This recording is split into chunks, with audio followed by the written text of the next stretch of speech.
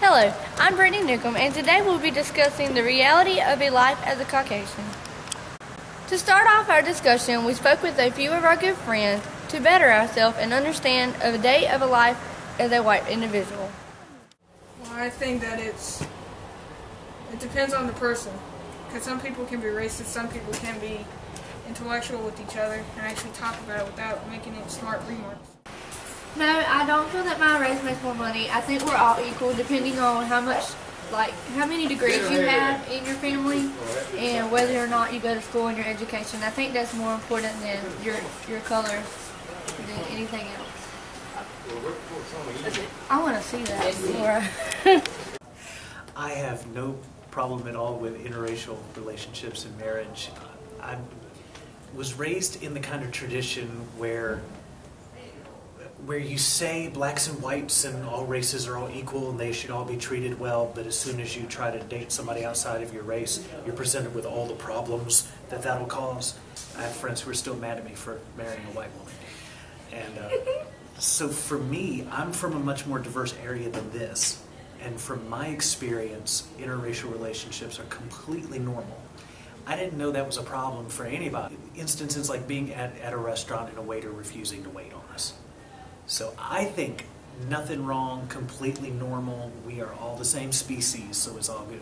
If you're going to engage in relationships across racial lines, you have to be prepared for the fact that not everybody thinks that's okay.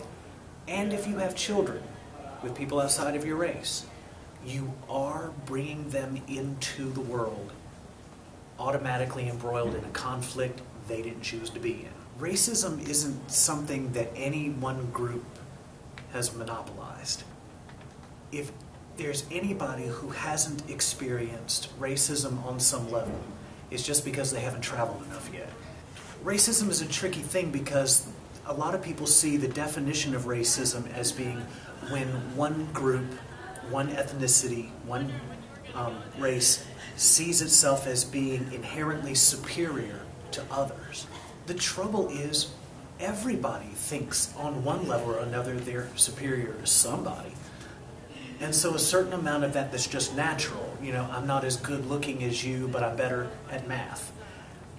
A lot of that does get generalized to race. Well, white people aren't as good at this, but black people are better at that. And we all have that stored in our brains. So I think on some level, definitionally, we all think we're better than somebody else at something, and that makes us all racists. But we've got to learn to not live out of those generalizations and devalue people who are different from us. So I think we're all racists, we're all guilty of it, we've all experienced it, and we all got to watch out.